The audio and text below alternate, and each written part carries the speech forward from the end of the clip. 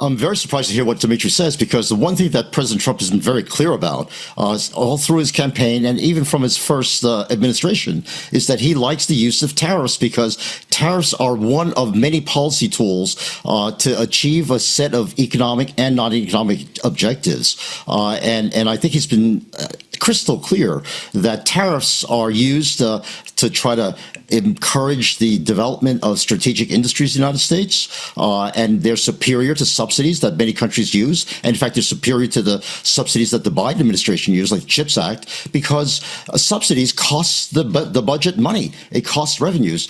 Tariffs bring in revenues, and it provides the same amount of protection. And as far as the global engagement is concerned, President Trump, the first speech he made, especially to the executives at Davos, was to say the United States is open to investment from the rest of the world.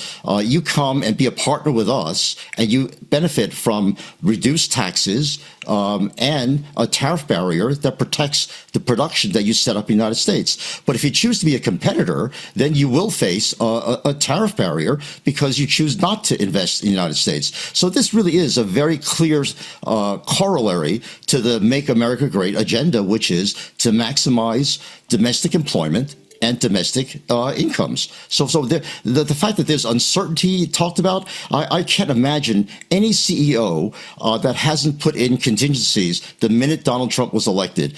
Tariffs are going to be part of the landscape, and what do we do to re-optimize our production? That's the discussion at every boardroom that I have ever talked with, and any executive that was surprised by tariffs, they should have the bonus withheld. Let's remember what tariffs are. They raise the price of imports relative to domestically produced products. So it's a relative price shift, and it encourages people to spend their money on domestically produced products rather than imported products. So that's the purpose of a tariff, right? Is to switch expenditures.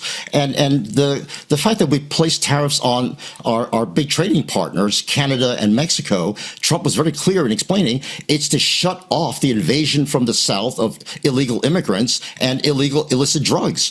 And as far as our encouragement of investments are concerned, that's the one thing that is very good for the United States. It's very good for the world, because the United States has been the place for the highest rates of return on investment. There's something economists call the Lucas effect, the Lucas paradox. And Robert Lucas, the Nobel laureate from the University of Chicago, quite a while ago discovered that capital actually flowed from emerging markets into developed markets like the United States, because that's where returns are the highest. And the one thing that President Trump is trying to encourage is to remind everybody that your investment in the United States, producing in the United States, will be a source of high returns and will not only benefit Americans, but will also benefit the rest of the world, because we then create a marketplace where your investment dollars can be the most productive. So I think the fact that our partners are right now reacting to the tariffs is because we're trying to level the playing field. We're trying to take away the unfairness of specific taxes on American products like automobiles and cars. And yes, the average tariff between developed countries is pretty low, but we're not talking about average tariffs. President Trump is really trying to target tariffs to achieve very specific shifts in strategic industries that will benefit the rest of the world by reallocating resources to better strategic partners. And in terms of our supply chains are concerned, the one thing we learned from COVID was we cannot have one single source for important products like pharmaceuticals. And so reshifting relative prices is a way of reshifting and duplicating supply chains so that we have security in our supply going forward. Okay, I mean, he sees the stock market as a barometer of his success, really. So what happens if it does keep falling? And how far will he allow that to happen before he has to act? Let's remember the volatility in the stock market has been going on for just about the last month or so. But the stock market itself is really at its historic highs. And as far as the uncertainty is concerned, and inflation was mentioned, and let me put that to rest again.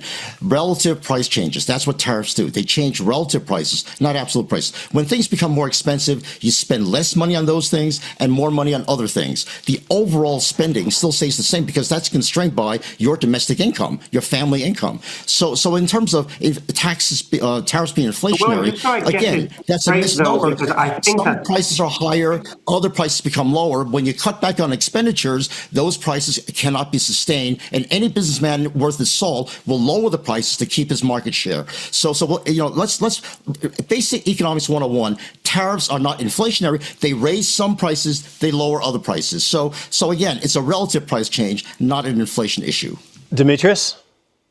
I just think that's flat out wrong. I mean, we're about to impose a 10% tax on Canadian oil. That's going to show up at the pump. Can you explain to me how this sales tax on gasoline prices is going to raise American real incomes? And what are people going to spend their money on that's going to be cheaper when gas prices are more expensive? When gas prices are more expensive, people will consume less gasoline, or producers will produce more gasoline based on American oil. And in terms of the overall expenditures, the prices that become relatively cheaper are the ones that are produced in the United States. The United States is a relatively closed economy. Trade itself is about exports and imports about 15% each of total GDP. So in terms of the overall impact on prices, when we saw President Trump's first administration and the tariffs that went in there, the CPI went up by a quarter percentage point over 2 years, hardly noticeable. So we have not seen any experience at all anywhere around the world where tariffs themselves cause inflation. Monetary policy going berserk causes inflation, and fiscal spending going berserk, as Biden did, causes inflation. Inflation William. expectations went up because of administered prices, insurance prices, car mechanics, a lot of things that are not anything to do with imports at all. Yeah. Okay, we need